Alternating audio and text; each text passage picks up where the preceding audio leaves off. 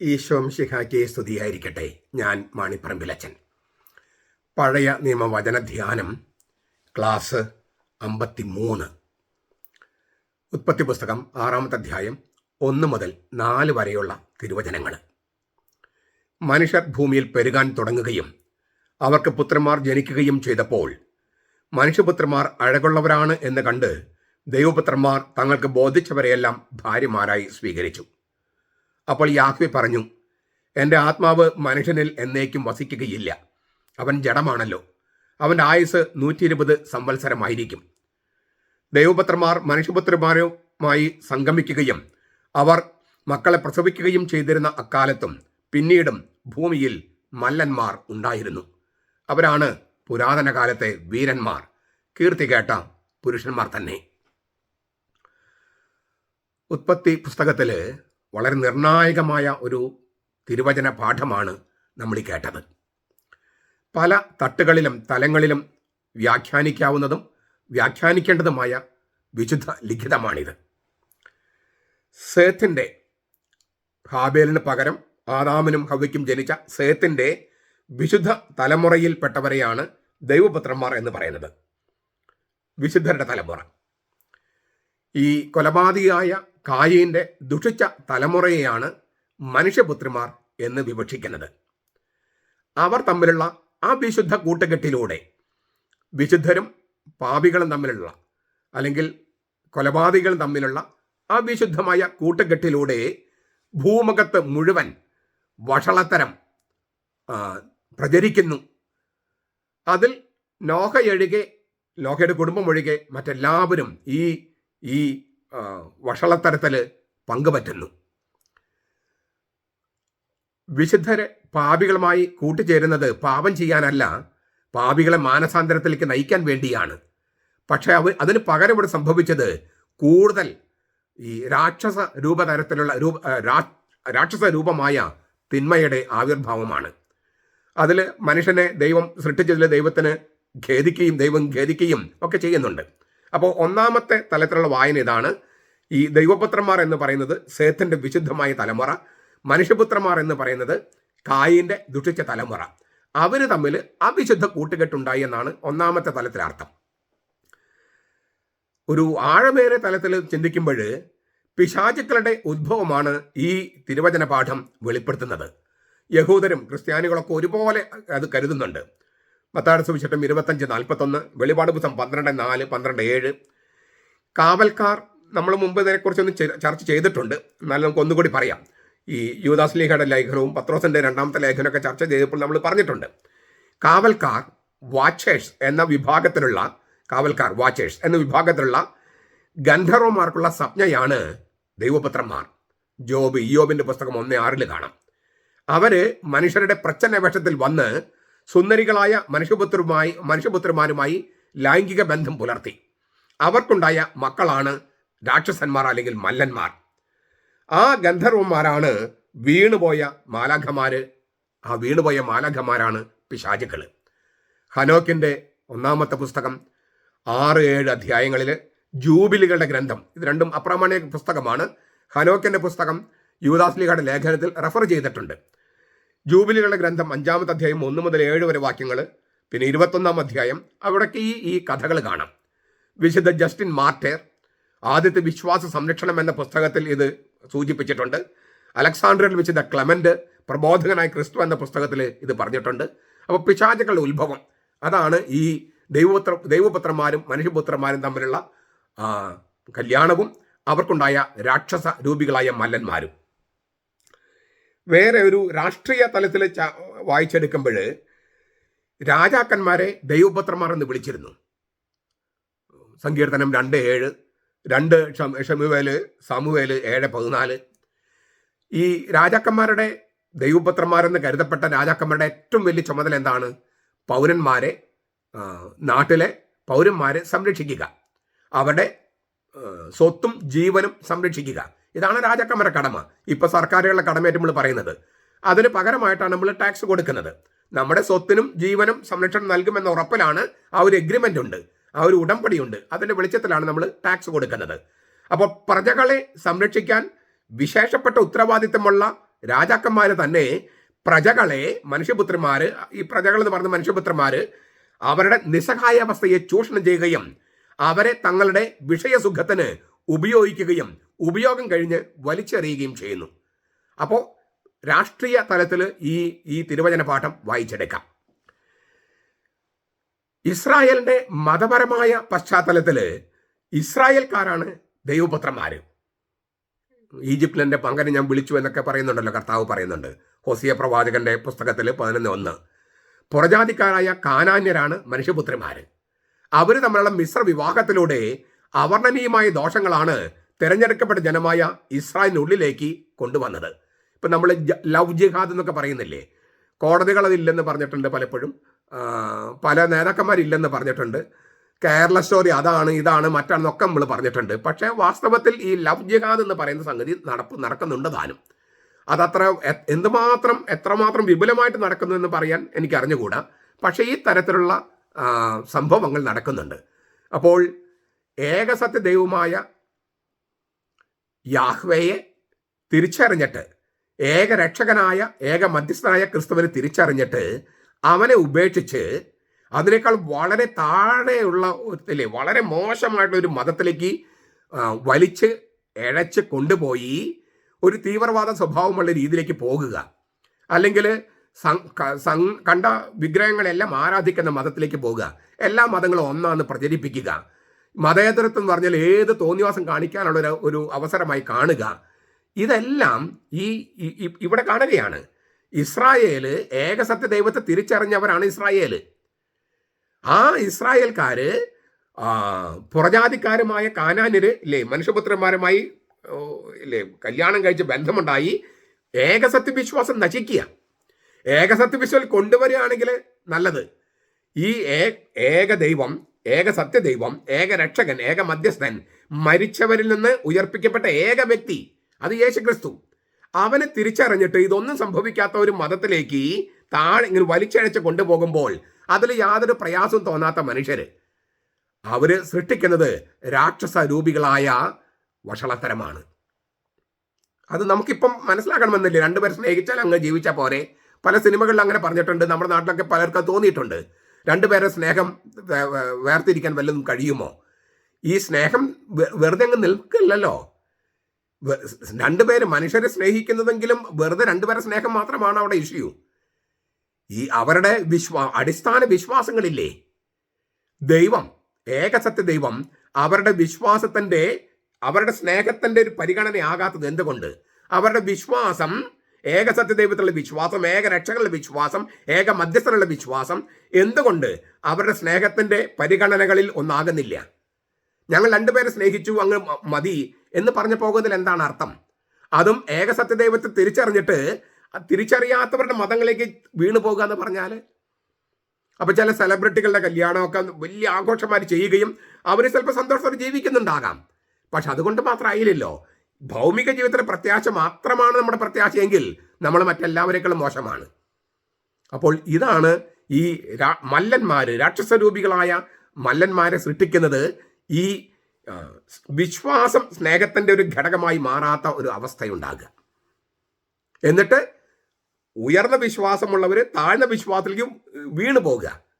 ഈ വീണുപോയ മാലാഖമാരുടെ അതേ അവസ്ഥയാണ് ഇവിടെയും, അത്ര രൂക്ഷമല്ലെങ്കിൽ പോലും.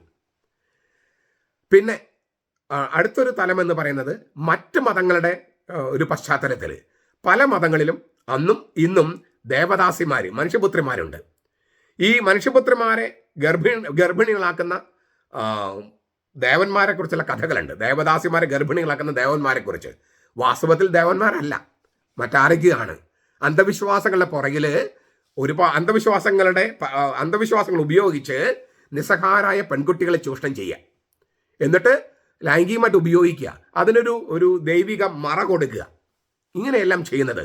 അപ്പോൾ ദേവദാസിമാരും ദേവന്മാർ എന്ന് പറഞ്ഞാൽ ദൈവപുത്രന്മാരെന്ന് പറഞ്ഞ ദേവന്മാർ വാസ്തവത്തിൽ ദേവന്മാരല്ല, അത് ദേവന്മാരുടെ പേരിൽ വേറെ ചില ആളുകൾ.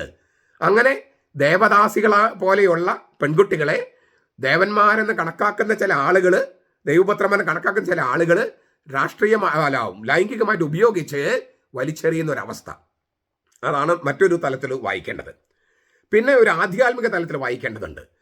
പുരോഹിതന്മാരെ ദൈവപുത്രന്മാരെ കണക്കാക്കിയിരുന്നു. തീർത്ഥകേന്ദ്രത്തിൽ വരുന്ന ഭക്തരാണ് മനുഷ്യപുത്രന്മാർ.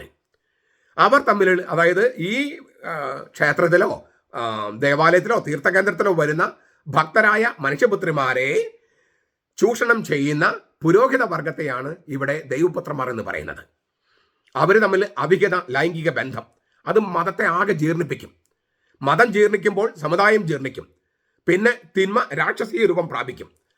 ഈ 1 ശമൂവേൽ 2-ാമത്തെ അധ്യായം 12 മുതൽ 17 വരെ വാക്യങ്ങൾ, ഏലി എന്ന പുരോഹിതന്റെ മക്കൾ പുരോഹിതന്മാരായിരുന്നു. അവർ അങ്ങനെ ചൂഷണം ചെയ്യുന്ന കഥ 1 സാമുവേൽ 2-ാമത്തെ അധ്യായം 12 മുതൽ 17 വരെ വാക്യങ്ങൾ കാണാം. അതുകൊണ്ടാണ് ഏലിയുടെ കുടുംബത്തെ മൊത്തം മാറ്റുകയാണ്. എന്നിട്ടാണ് പുതിയ പുരോഹിത കുടുംബത്തെ കൊണ്ടുവരുന്നത്.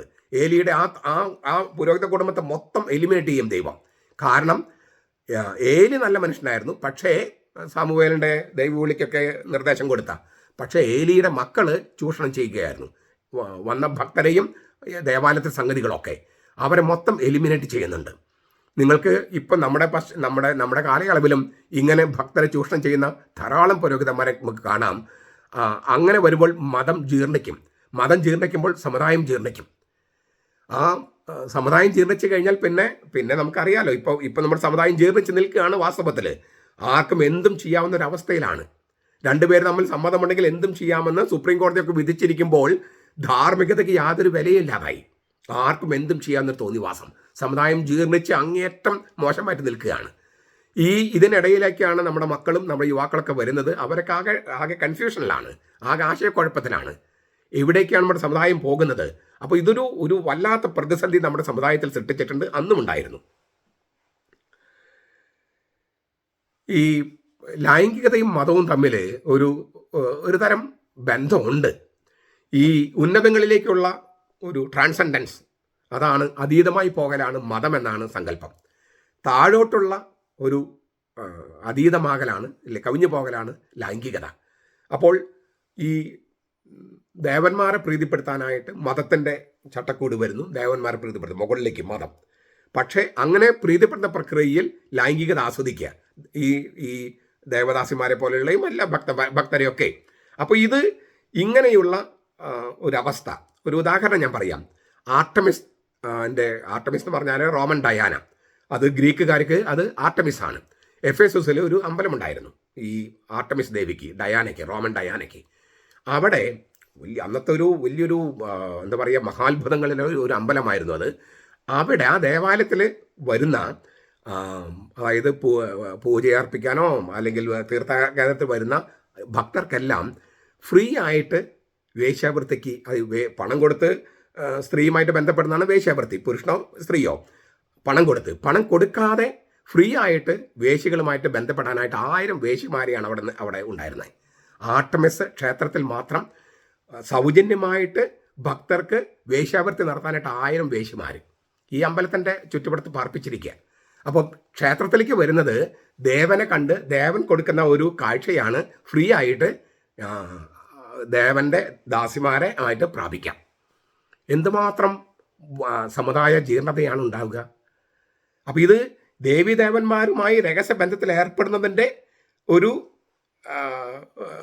പ്രായോഗിക തലമായിട്ടാണ് ദേവദാസിമാരുമായിട്ടുള്ള ഈ ബന്ധം. അതിലൂടെ ഒരു ഗൂഢവിജ്ഞാനം അവർക്ക് കിട്ടുന്നുവെന്നൊക്കെ വ്യാഖ്യാനിക്കപ്പെട്ടു. ഇങ്ങനെയുള്ള ബന്ധങ്ങളിൽ നിന്ന് രാക്ഷസീയമായ തിന്മകൾ ഉത്ഭവിക്കുന്നുവെന്നാണ് ഈ ബൈബിൾ പഠിപ്പിക്കുന്നത്. ഇപ്പോൾ ഈ സാത്താൻ കുർബാനകൾ, ബ്ലാക്ക് മാസ്, ഇതിലൊക്കെ നമ്മൾ കാണാം, ആഭിചാര കുർബാനകൾ, ഇതൊക്കെ ഇതിൻ്റെ വകഭേദങ്ങളാണ്. മതവിശ്വാസികളെ ലൈംഗികമായി ചൂഷണം ചെയ്ത് അതിന് വേണ്ടിയിട്ട് ചില ഗൂഢവിജ്ഞാനം, മന്ത്രവാദം, ദുർമന്ത്രവാദമൊക്കെ ഇതിൻ്റെ ഭാഗമാണ്. ഇതെല്ലാം ഈ വീണുപോയ മാലാഖമാരുമായിട്ട് ബന്ധപ്പെട്ടാണ് സംഗതികളൊക്കെ. പിന്നെ ഇപ്പോഴത്തെ കാഴ്ചപ്പാടിൽ, ഇപ്പോഴത്തെ ഒരു മോഡേൺ ആധുനിക വീക്ഷണത്തിൽ പറഞ്ഞാൽ എല്ലാ തരത്തിലുള്ള പ്രകൃതി വിരുദ്ധ തിന്മകളെയും, അത് പണ്ടുണ്ടായിരുന്നു, സ്വതന്ത്രന്മാരിലേക്ക് ഉണ്ടായിരുന്നു, എല്ലാവിധ പ്രകൃതി വിരുദ്ധ തിന്മകളെയും നാടകീയവൽക്കരിച്ചിരിക്കുകയാണ് ഈ സംഗതി. ഇപ്പം പാശ്ചാത്യ നാട്ടിലൊക്കെ LGBTQ എന്നൊക്കെ പറഞ്ഞിട്ടൊരു പരിപാടിയുണ്ട്. നമ്മുടെ നാട്ടിലും അതിൻ്റെയൊക്കെ ചെറിയ തോതിലൊക്കെ ഉണ്ട്. ഈ ലെസ്ബിയൻ, ഗേ, ബൈസെക്ഷൽ, സെക്ഷുവൽ എന്നൊക്കെ പറഞ്ഞിട്ടുള്ള സ്വവർഗ അനുരാഗം, ദ്വിലിംഗ ദ്വിലിംഗ ബന്ധം, ഭിന്നലിംഗ ബന്ധം, മൃഗങ്ങളുമായി സംഭോഗം, ഇതെല്ലാം ഉൾപ്പെടുന്ന ഇല്ലേ അങ്ങനെയുള്ള മനുഷ്യ സമുദായത്തെ പാടെ ശിഥിലമാക്കുന്ന എല്ലാത്തരം തിന്മകളും, എല്ലാത്തരം പ്രകൃതി വിരുദ്ധ തിന്മകളും അതിനെ നാടകീയവൽക്കരിച്ചിരിക്കുകയാണ് ഈ ദൈവപുത്രന്മാരും മനുഷ്യപുത്രന്മാരും തമ്മിലെ കല്യാണം എന്ന് പറഞ്ഞിട്ട്. എന്ന് വെച്ചാൽ തിന്മകളെല്ലാം രാക്ഷസ രൂപം പ്രാപിക്കുന്നുവെന്നാണ്. അതിലൂടെ അക്രമവും ധാർമ്മിക ജീർണതയും ഭൂതലകമായി വ്യാപിക്കുന്നുവെന്നാണ്. അപ്പോൾ ദൈവം എന്താ ചെയ്യുന്നത്? ദൈവം താൻ സൃഷ്ടിച്ചതെല്ലാം റദ്ദാക്കി ആദ്യമ നിരാകാരാവസ്ഥ, കയോട്ടിക് സിറ്റുവേഷൻ, വാട്ടറി കയോസ്, അതിലേക്ക് തിരിച്ചു കൊണ്ടുപോവുകയാണ്. അതാണ് മഹാപ്രളയം.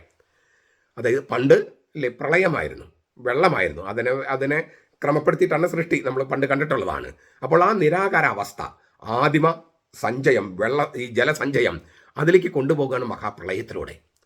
ദൈവത്തിൻ്റെ അധ്വാന ഫലമായ പ്രപഞ്ചത്തിൻ്റെ മരണവും ഉയർപ്പുമാണ് ഈ മഹാപ്രളയത്തിലൂടെ സംഭവിക്കുന്നത്. യഹൂദ റബ്ബിമാരുടെ വ്യാഖ്യാനം അതുതന്നെയായിരുന്നു. ജനസിസ് റബ്ബ എന്ന് പറഞ്ഞ പുസ്തകത്തിൽ അങ്ങനെ കാണാം. സഭാപിതാക്കന്മാരും ഇങ്ങനെ തന്നെയാണ് വ്യാഖ്യാനിച്ചത്. ദൈവം സൃഷ്ടിച്ച പ്രപഞ്ചത്തിൻ്റെ മരണം, പിന്നെ ഉയർപ്പ്. ആ ഉയർപ്പ് സംഭവിക്കുന്നത് നോഹയിലൂടെയാണ്. വിശുദ്ധ ക്രിസോസ്റ്റം ഉൽപ്പത്തിയെക്കുറിച്ചുള്ള പള്ളിപ്രസംഗങ്ങൾ, വിശുദ്ധ ആഗസ്തീനോസ് ദൈവനഗരം, വിശുദ്ധ അപ്രേം ഉൽപ്പത്തിയുടെ വ്യാഖ്യാനം ഒക്കെ ഈ തരത്തിലാണ് വ്യാഖ്യാനിച്ചത്.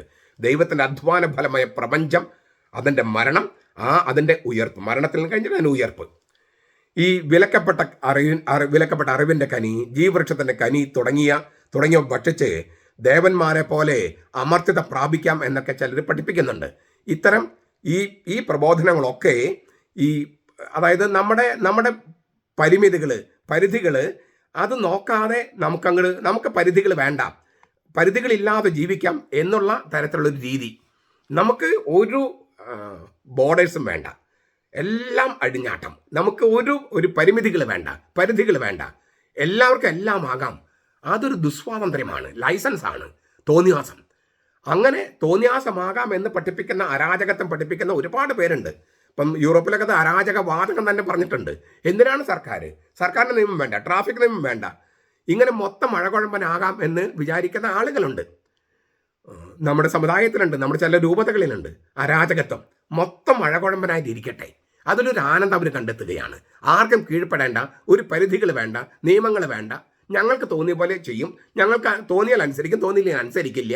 ഇങ്ങനെയുള്ള എല്ലാ തരത്തിലുള്ള വിലക്കപ്പെട്ട കനികളെല്ലാം കഴിക്കുക, ജീവവൃക്ഷത്തിൻ്റെ കനി ഭക്ഷിച്ച് അമർത്തരാകാൻ കഴിയുമെന്ന് അങ്ങനെ ഒരു പ്രതീതി സൃഷ്ടിച്ച് പരിമിതികൾ അതിലംഘിക്കാനുള്ള ഒരു അരാജകത്വവാദം, അത് രാക്ഷസരൂപം പ്രാപിക്കുന്നു. ഈ ദൈവപുത്രന്മാരും മനുഷ്യപുത്രന്മാരും തമ്മിലുള്ള കല്യാണത്തിൻ്റെ അതിനെ നാടകീയവൽക്കരിച്ചിരിക്കുന്നതാണ് ഈ ദൈവപുത്രന്മാരും മനുഷ്യപുത്രന്മാരും തമ്മിലുള്ള കല്യാണം. അഭിഹിത ബന്ധത്തിലൂടെ അമാനുഷിക ഭാവം കൈവരും എന്നാണ് പഠിപ്പിക്കുന്നത്. അങ്ങനെ പഠിപ്പിച്ചിട്ടാണ് ഇതൊക്കെ ചെയ്യുന്നത്. ഇത് വിശ്വസിക്കാൻ ആളുകളുണ്ട്. അങ്ങനെയാണ് ഈ ദുർമന്ത്രവാദത്തിന് പിന്നാലെ ഇപ്പോഴും പോകുന്നില്ലേ? എന്തുമാത്രം പേരാണ്? ഇപ്പോഴും നരബലി നമ്മുടെ നാട്ടിലുണ്ട്, പലയിടത്തും നരബലി. വിശ്വസിക്കാൻ വയ്യ, പക്ഷെ അതൊക്കെ നടക്കുന്നു നമ്മുടെ നമുക്ക് എത്ര കേസുകൾ ഈ അടുത്ത കാലത്തുണ്ടായി. അപ്പോൾ ഇതൊക്കെ നമ്മുടെ സമുദായത്തിൽ, അതായത് യഥാർത്ഥ വിശ്വാസമില്ലെങ്കിൽ, ഏകസത്യദൈവവുമായിട്ടുള്ള ഒരു നല്ല അടുത്ത ബന്ധമില്ലെങ്കിൽ ഈ പറഞ്ഞ പ്രശ്നങ്ങളുണ്ടാകും. ഈ മല്ലന്മാരുടെ കഥ, രാക്ഷസന്മാരുടെ കഥ നമ്മൾ നേരിട്ട് കാണുകയാണ് ഇപ്പോൾ. അതായത് അക്രമത്തിലൂടെ ഒരു മതം പ്രചരിപ്പിക്കാമെന്ന് ഒരു കൂട്ടർ വിശ്വസിച്ചിരിക്കുക. അക്രമത്തിലൂടെ മതം പ്രചരിപ്പിക്കാം അല്ലേ? അവരെ കൊല്ലും, ഇവരെ കൊല്ലും, യഹൂദരെ കൊല്ലും, ക്രിസ്ത്യാനികളെ കൊല്ലും. അക്രമത്തിലൂടെ മതം പ്രചരിപ്പിക്കാമെന്ന് വിചാരിക്കുകയും പ്രചരിപ്പിക്കുകയും അത് വിശ്വസിക്കുകയും ചെയ്യുന്നു. അപ്പം നമുക്ക് എന്തുമാത്രം അന്ധതയുണ്ടെന്ന് നോക്കിയാൽ. അപ്പം ഈ തിന്മ രാക്ഷസരൂപം പ്രാപിച്ചിരിക്കുന്നത് നമ്മൾ കാണുകയാണ്, ഇപ്പം നമ്മൾ കാണുകയാണ്. അതിനെ എതിർക്കാൻ പോകുന്ന അക്രമവും തെറ്റ് തന്നെ. അക്രമത്തിലൂടെ അക്രമം ചെയ്യാമെന്ന് വിചാരിക്കുന്നതും അക്രമം തന്നെ. അപ്പം ഇതിനാണ് ഈ തിന്മ രാക്ഷസരൂപം പ്രാപിക്കുന്നതെന്ന് പറഞ്ഞതിൻ്റെ അർത്ഥം അതാണ്. കർത്താവ് നമ്മളെ സൃഷ്ടിച്ചതിൽ ഖേദിക്കുന്നു എന്ന് അവിടെ എഴുതിയിട്ടുണ്ട്. എന്നിട്ട് കർത്താവ് ഒരു റിന്യൂവല്, പ്രളയത്തിലുള്ളൊരു റിന്യൂവൽ കൊണ്ടുവരുന്നു. എല്ലാ കാലത്തും കർത്താവ് അത് ചെയ്യും. തൻ്റെ മക്കൾ ദുഷിച്ചു പോയി എന്ന് വിചാരിച്ചിട്ട് കർത്താവിന് ചെയ്യാണ്ടിരിക്കാൻ പറ്റില്ലല്ലോ. രക്ഷയുടെ ചില സ്റ്റെപ്പുകൾ എടുക്കേണ്ടി വരും. മക്കൾ പഴച്ചു പോയി എന്ന് വിചാരിച്ചിട്ട് അപ്പൻ ദുഃഖിക്കുന്നു, പക്ഷെ അപ്പൻ കൈവിടുന്നില്ല. ഇതാണ് ഇതിൻ്റെ ഒരു തുടക്കമാണ്. നമ്മൾ ഈ മഹാപ്രളയത്തിൻ്റെ കഥയിലേക്ക് വരുന്നതിൻ്റെ ആമുഖമായിട്ട് അവതരിപ്പിച്ചിരിക്കുന്നതാണിത്. അപ്പോൾ നമുക്ക് ഇത് ഞാൻ പറഞ്ഞല്ലോ, ഇത് ഒരുപാട് തലങ്ങളിലും തട്ടുകളിലും വായിച്ചെടുക്കാവുന്ന ഒരു സംഭവമാണ് ഞാനിപ്പോൾ പറഞ്ഞത്. ഇത് മഹാപ്രളയ കഥ പഠിക്കുമ്പോൾ നമുക്ക് ഇതിലേക്ക് വീണ്ടും വീണ്ടും നമ്മൾ വരും. അപ്പോൾ കുറച്ചുകൂടി വ്യക്തത വരും എന്ന് നമുക്ക് പ്രതീക്ഷിക്കാം. നമ്മുടെ കർത്താവ് ഈശോ മിശിഹായുടെ കൃപയും പിതാവായ ദൈവത്തിൻ്റെ സ്നേഹവും പരിശുദ്ധാത്മാവിൻ്റെ സഹവാസവും നാം എല്ലാവരോടും കൂടി ഉണ്ടായിരിക്കട്ടെ, ഇപ്പോഴും എപ്പോഴും എന്നേക്കും. ആമേൻ.